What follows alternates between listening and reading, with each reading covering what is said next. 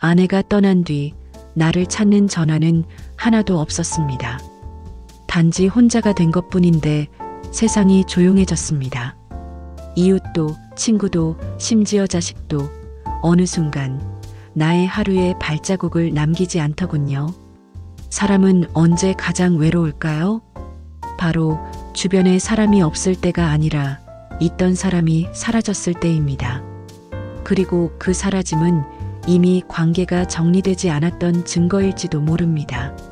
노후가 되면 인간관계는 자연스럽게 줄어듭니다. 그러나 방치된 인간관계는 고립을 만들고 그 고립은 우울을 만들며 결국 삶의 의욕마저 앗아갑니다. 그렇다면 어떻게 해야 할까요? 답은 간단합니다. 노후가 되기 전 혹은 이미 노년에 접어든 지금이라도 인간관계를 정리하고 다듬는 것. 그것이 바로 외로움을 막는 첫 번째 방법입니다. 2024년 기준 통계청 발표에 따르면 한국의 65세 이상 노인의 33%는 고립감을 느끼고 있다고 답했습니다. 특히 혼자 사는 독거노인의 경우 고립 우울 증세를 경험하는 비율이 50%를 넘었습니다. 더 충격적인 것은 가족과 함께 살아도 외롭다는 응답이 10명 중 4명이라는 사실입니다. 즉, 사람 수가 아니라 관계의 질이 문제라는 것입니다. 가까운 사람과의 갈등, 연락만 하고 지내는 지인, 의미 없는 모임이나 부담스러운 관계들.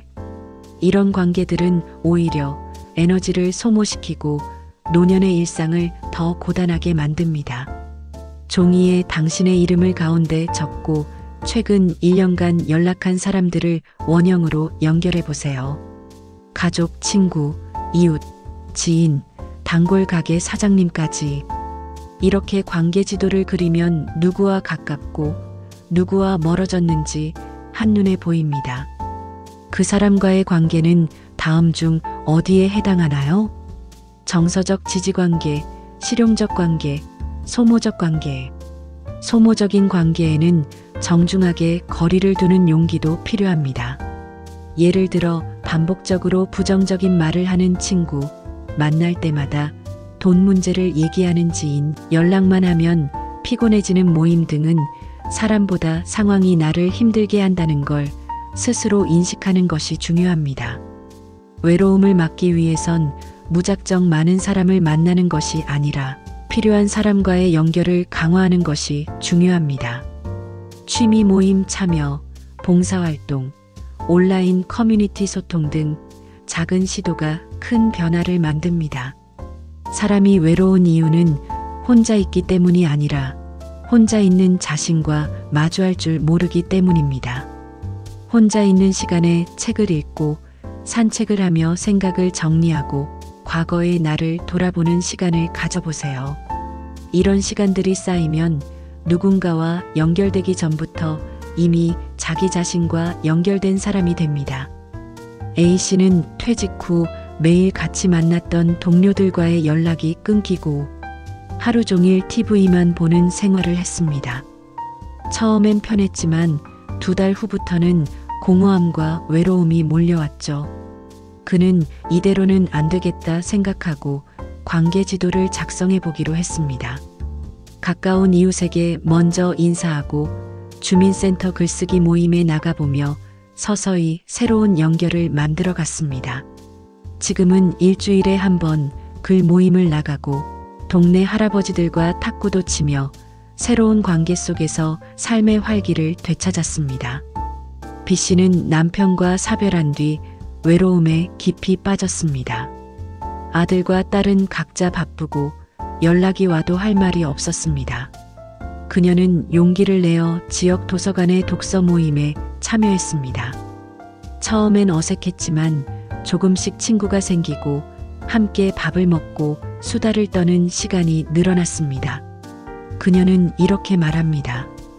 사람은 사람 속에서 다시 살아납니다.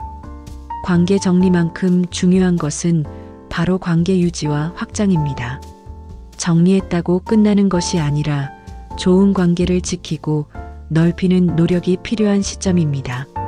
하루에 한 번 지인 한 명에게 안부 메시지를 보내보세요. 잘 지내시죠?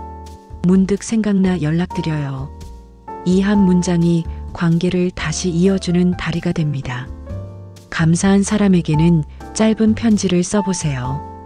고맙다는 말 한마디가 상대의 하루를 따뜻하게 만들고 나의 삶에도 온기를 더해줍니다. 만남이 부담스럽다면 전화 한 통 또는 온라인 채팅으로도 충분합니다. 대화는 대면만으로 이루어지지 않습니다. 또한 관계 확장을 위해 새로운 환경에 몸을 담그는 것도 좋습니다. 지역 주민센터 프로그램, 온라인 글쓰기 모임, 동네 체육센터 요가 클래스 등 익숙하지 않지만 도전할 만한 공간을 찾아보세요. 새로운 만남이 늘 좋은 것은 아니지만 나의 틀을 깨는 데는 언제나 도움이 됩니다. 관계를 유지하는 핵심은 지속성입니다.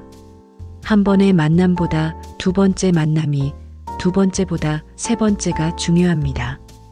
연락이 오지 않는다고 서운해하지 말고 내가 먼저 다가가는 연습을 해보는 것도 좋습니다.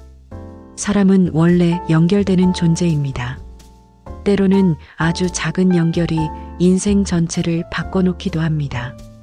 외로움은 단지 혼자 있다는 것이 아니라 연결되지 못하고 있다는 절망입니다. 이 외로움의 심리는 깊고 무겁지만 그 안에 해답도 함께 들어 있습니다.